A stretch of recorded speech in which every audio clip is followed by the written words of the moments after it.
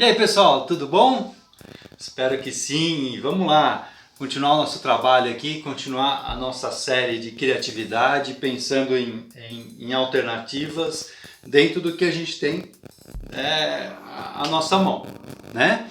Então vamos lá, hoje eu queria mostrar para vocês algum jogo de cintura que a gente vai fazer aqui nessa bancada, mas eu vou deixar várias opções para vocês seguirem o caminho aí que seja mais fácil para vocês, né? O caminho mais próximo aí para vocês estarem fazendo as coisas.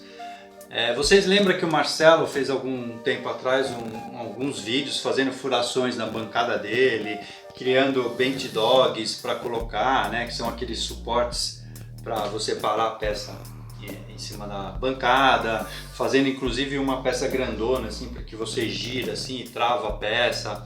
A gente também vai ter isso aqui, a gente também vai ter os bench dogs que vão ficar encaixadinhos, a gente também vai ter aquele suporte assim para fazer aquela pressão, mas eu quero dar algumas outras alternativas também, de repente mais fáceis, mais práticas de você fazer. Inclusive uma delas eu quero implementar nessa bancada aqui justamente para ficar uma coisa mais prática, principalmente na hora que eu estiver fazendo os entalhes, tá bom? Então a gente tem que ter esse jogo de cintura, assim, se adaptar a situações que você quer dentro da sua oficina. Então, por exemplo, aqui no meu caso, como eu tenho um lado da bancada que eu quero levantar e trabalhar com entalhe, então eu quero ter um aperto bem grande na hora. Então eu vou optar por dois tipos de furações aqui na minha bancada. Bom, o que eu fiz aqui?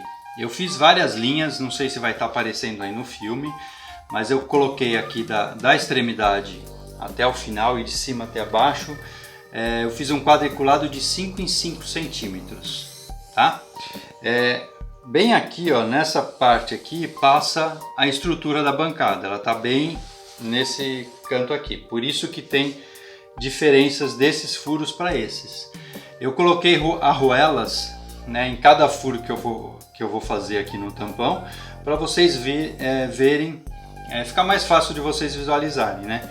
Então aqui onde tem exatamente a estrutura da bancada não vai ter furos mais próximos, mas tem furos nas laterais. E os furos eles estão com uma distância de 10 centímetros cada um deles, com exceção desses dois aqui no meio, porque pelo tamanho que eu tenho aqui do tampo, aqui eu fiquei com uma diferença de 8,5, tá? Mas eu mantive desse jeito mesmo. E aqui esse miolo eu praticamente não vou fazer nenhum tipo de furo, vou deixar assim, certo? Então aqui é só para vocês verem uma representação gráfica de como vai ficar esse painel depois de furado, né? Além desse a gente tem um outro aqui do lado para fazer a furação. Mas o que acontece? Vamos lá, vamos tentar explicar de uma maneira mais prática. Eu fiz aqui diversos furos, né, diversos diâmetros aqui diferentes, né? Comecei com 14, 18, 19, 20, tenho 15 também, 25, 35, então assim, fui fazendo várias furações para ver o que eu conseguia me adaptar com o que eu tenho na oficina. Tá? Além dos bench dogs que você pode criar, lógico, fazendo a madeira, usando cabo de vassoura e tal, né?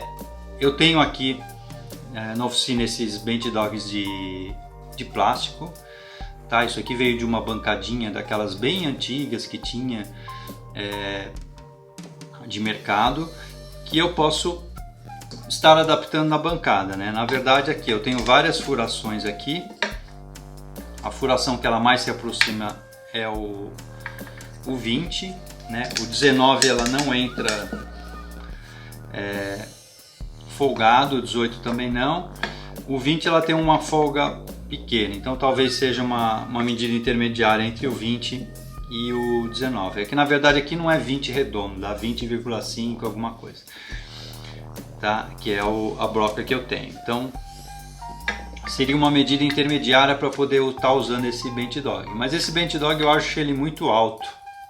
Ele só funcionaria se você tivesse realmente uma madeira bem alta para usar. Então não sei se eu vou usar ele, mas se eu usar vai ser de repente nesse furo de 18 aqui. Eu tenho essa morsa aqui, essa morsa é da serra meia esquadria, né? Então eu poderia estar encaixando ela em algum das furações. Na verdade eu precisaria de um furo em torno de 16 milímetros mais ou menos, para eu poder estar encaixando ela e fazer os apertos, né? Porque aí ela precisa ter uma tração. O 15 aqui ela não entra, ela quase entra, mas fica muito justo. O 18 está folgado, então eu precisava realmente de um furo em torno de 16, 16,5 para poder usar esse tipo da morsa que eu tenho na oficina, tá? E a outra opção seria usar esse tipo de grampo que eu tenho aqui, que seria, para mim seria mais fácil usar esse tipo de grampo, porque eu tenho uma quantidade legal aqui na oficina e ele me dá um bom aperto, né? Assim, mesmo sendo pequenininho, mas para esse tipo de trabalho ele me dá um bom aperto. Só que a única furação que eu consegui achar para fazer ele entrar é exatamente a de 35. E ele entra bem justo, né? Eu ainda tenho que fazer uma força aqui no canto, mas aí eu conseguiria pôr ele assim e travar bem a peça, tá? Então,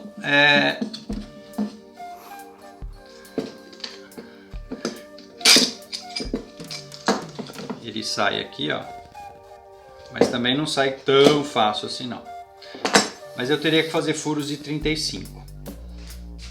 Então é assim, pessoal, antes de você começar a fazer seus furos, antes de você começar a mexer com essa parte, porque aqui, depois que você começou a fazer furos, começou, não dá para voltar atrás e ficar tapando os furos, né? Então você precisa entender direitinho qual é o tipo de sargento que você vai usar, o tipo de acessório que você vai usar aqui para prender as peças, tá? Eu poderia estar fazendo a furação entre 18 e 20, assim, que é uma furação mais tranquila, é uma furação que você conseguiria achar mais acessórios para colocar, inclusive o próprio cabo de vassoura, algum outro tipo de cavilhas por metro, né? Eu tenho uma aqui, ó.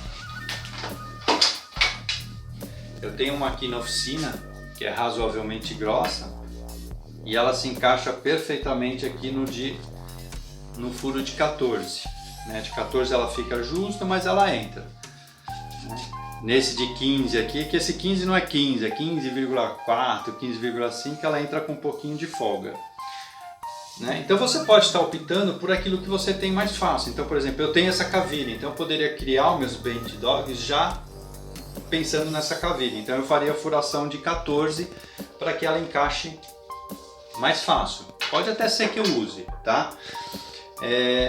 Mas aí o que eu vou fazer? Como eu quero usar os meus grampos, esses grampos pequenininhos, e com esses grampos eu consigo também um bom aperto em algumas peças que eu estiver trabalhando, né? Além dos bent dogs, além de algum outro tipo de aperto que eu vou criar aqui, eu quero usar esses sargentinhos. Então eu vou fazer aqui nesse quadro de furação, eu vou fazer um meio a meio, né? Então eu vou criar alguns furos menores para estar colocando bent dogs, para estar colocando essas travas que você mesmo pode fabricar, né? No caso a gente vai fazer aqui juntos, né? Mas eu vou fazer algumas furações desse tamanho aqui de 35 para que a gente consiga usar também o sargento. Então eu vou intercalar dois tamanhos de furo no nosso painel, tá?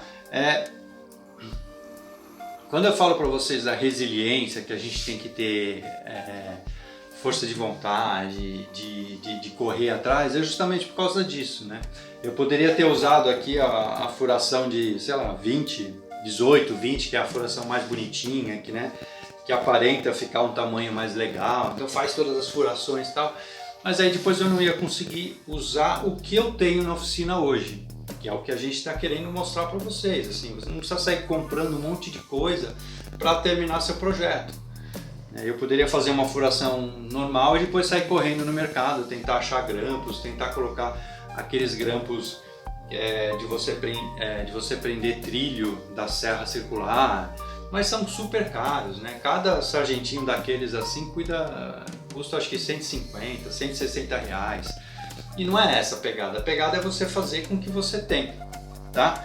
Então por isso eu vou fazer dois tipos de furação nesse tampo, tanto nesse quanto nesse, tá? Mas se você na sua oficina, você tiver a possibilidade de usar, você tiver algum tipo de grampo, alguma possibilidade para usar uma furação só, fique à vontade, tá bom?